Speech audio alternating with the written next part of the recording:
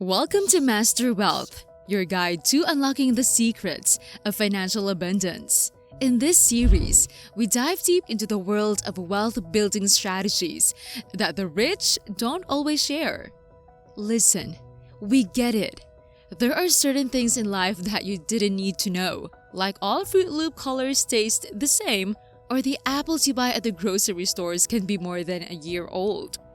However, there are some things you need to know that people are keeping from you, which is why in this video, we will share with you 7 money rules the rich don't want you to know that will have you looking at money in a totally different light. Now, let's get into it. Rule number 1.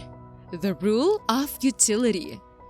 When you think of having money, what comes to mind? Do you think about buying a new car, putting food on the table, or buying a new outfit to wear to the club this weekend? If any of these items come to mind, then that's good because it shows that you understand what money truly is, which is a tool we can use to acquire the things we want or need. Unfortunately though, the real utility that money provides is not often completely understood, and this is where many people go wrong. For instance, if right now you're making a rather low income, chances are that you think that making more money will resolve most of your issues. However, while money can solve money issues, it can also propagate a host of others. For instance, now you're making double what you used to, yet you're working twice as much, which your partner isn't in love with, and as such, you're now facing relationship issues. Plus, because of your busy schedule, you haven't gone to the gym in a month and your normal fitting pants are starting to get a little tight. Now, this isn't to say that you shouldn't strive to make more money. As long as you are resolving more issues than you are creating, you should be slowly improving your overall quality of life. However, it's important to keep in mind that there isn't a single person on earth who doesn't have any problems whatsoever. For example, if you're a millionaire, you may not have to worry about bills, but you could have family members asking you for money all the time. Alternatively, you may struggle with the worry that one day you could lose all the wealth you've worked so hard to amass. Therefore, while you can strive to make as much money as possible, never let it fool you into thinking that with more money will come a problem-free life. Rule number 2. The rule of time. Ask any rich person and they will tell you that time is by far and away the most valuable resource we have. Sadly, most people fail to appreciate how time factors into building wealth, and it's for this reason that most people will live their entire lives in a state of financial mediocrity. However, those who do master time tend to master money, and they do this by understanding the 2 core ideas we want to share with you now. First, it's nearly impossible to trade time for money. That is when it's just your time that you're trading. You and I only have so many hours in the day, and unless you are making an ungodly amount of money per hour, generating a 6-figure income on your own can be tough. That is assuming you're striving to make good money and get rich before you're in adult diapers. The other problem with time is that as we age, we tend to have less of it to commit to making money.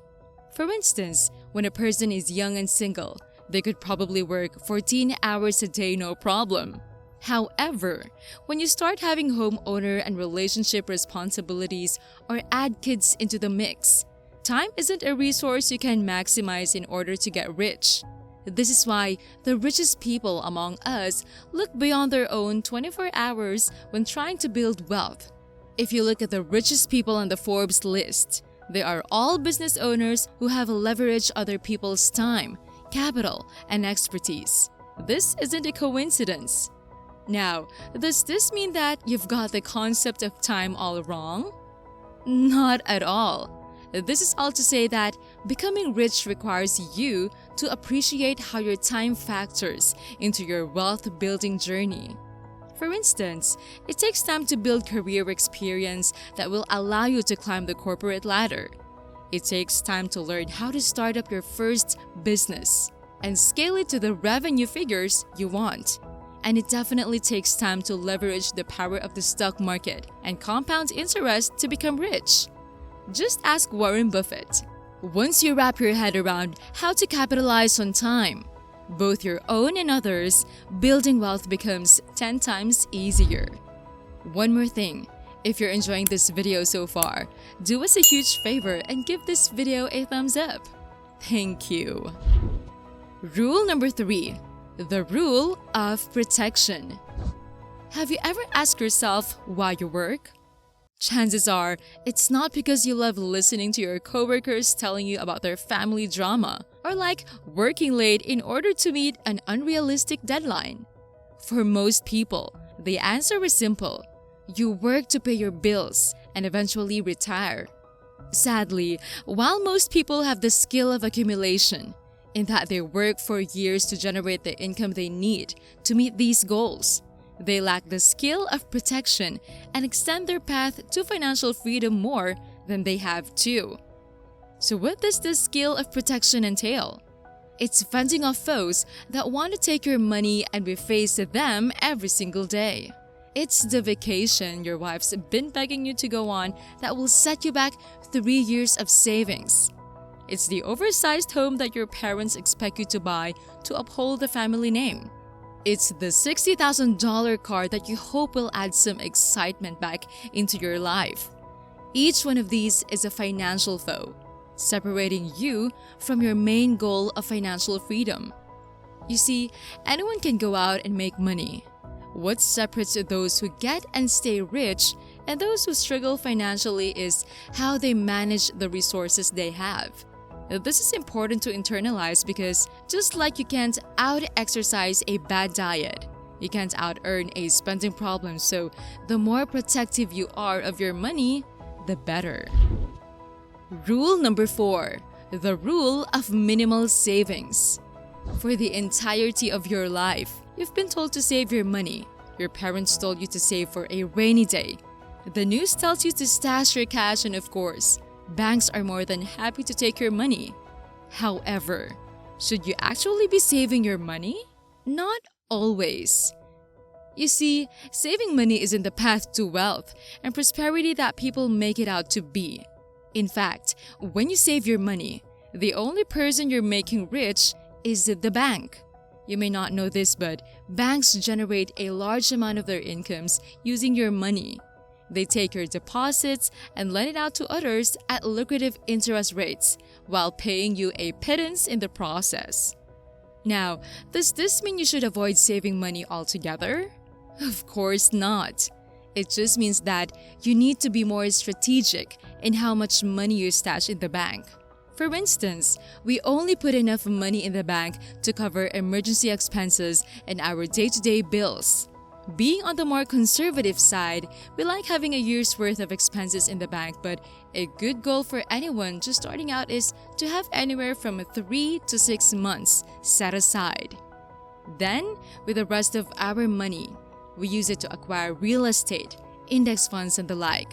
This allows us to generate much greater returns than the bank would ever give us, and it's for this reason that you want to minimize how much you save, while in turn maximizing how much you invest.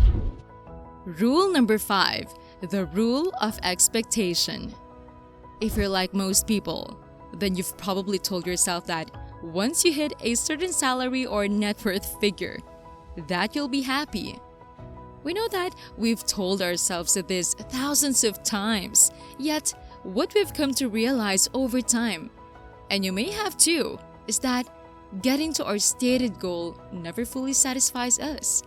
It simply causes us to push the goalpost further. For me personally, I told myself that once I made $80,000 a year at my job, I would be happy.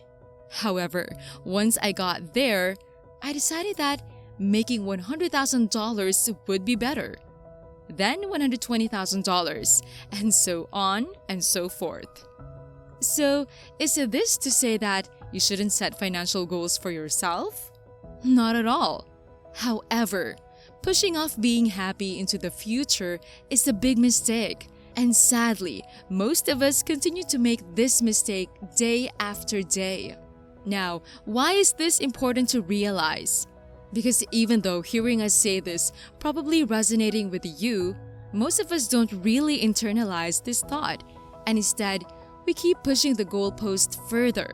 And what we've come to learn over time is that when our current state and expected state don't align, this is when frustration and discontent arise. For instance, let's say that last year you got a brand new job making $75,000 a year. This is the income you knew you deserved, so once those paychecks came rolling in, you were more than content. However, after a year of great performance and the acquisition of more experience, you're still making $75,000 but believe you should be making $80,000.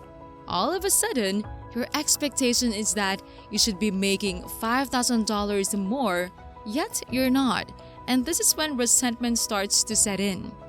This $5,000 discrepancy is what's known as your expectation gap, and as long as it exists, you'll never be happy. For instance, there are people making $150,000 a year who are unhappy because they think they should be making $200,000. On the contrary, there are people making $50,000 a year who are elated because they never expected to make more than $40,000. Therefore, to be financially content, you need to close your expectation gap. You can do this by striving for more or simply desiring less. Whichever you choose is up to you, but chances are you won't be happy until you do. Rule number 6. The rule of privacy.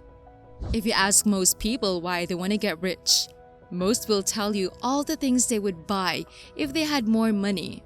However, is that really what being rich is all about?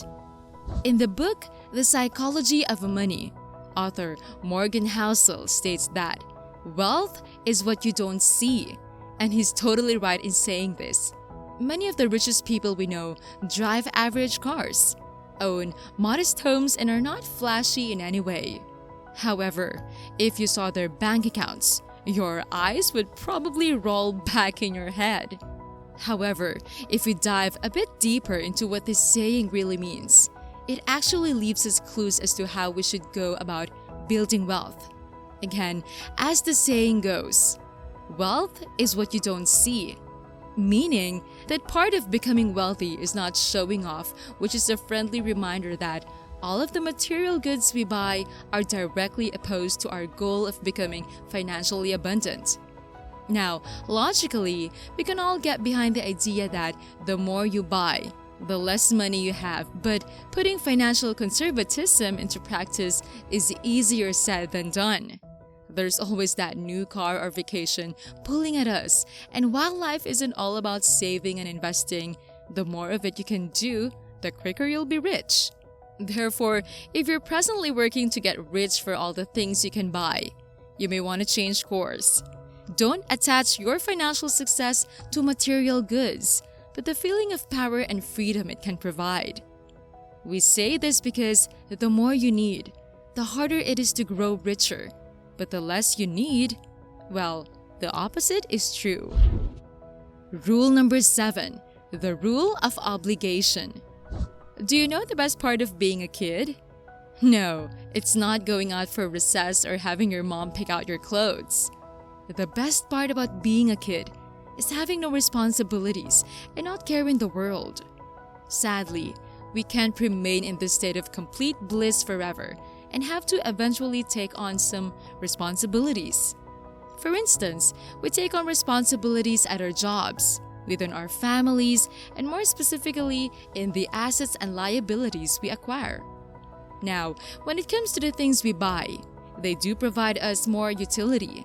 For instance, buying a house gives us a place to raise our family and hopefully an asset that will appreciate over time. However, it takes as much as it gives. For example, it prompts monthly mortgage payments, concerns over home repairs, and keeps us rooted in one city or town. The crazy part is that this is an example of productive debt. When we look at other forms of debt like credit card debt, the upside is basically zero. At best, you gain a bit of convenience but become plagued by ongoing interest charges and repayments, with each stealing a bit more of your financial flexibility. Well, the rich understand that being wealthy isn't about how many things you own, but how little things own you. Put another way, your level of wealth is tied to how free you are, and while it's great to have a fancy car or a big home, when these items start restricting your day-to-day lifestyle or have you living a certain way, all of a sudden, they cut down your level of wealth regardless of how easily you can afford them. Therefore, to feel richer regardless of how much you have, your goal should be to rid yourself of financial attachments. Clear off your student and credit card debts. Aim to be mortgage-free, and when you achieve these goals, you'll feel much richer than you presently are. Well guys, thank you so much for watching. Let us know your thoughts down below, and as always, give this video a like and subscribe if you haven't. With that being said, remember, financial freedom starts with a playful mindset. Catch you in the next video. Cheers!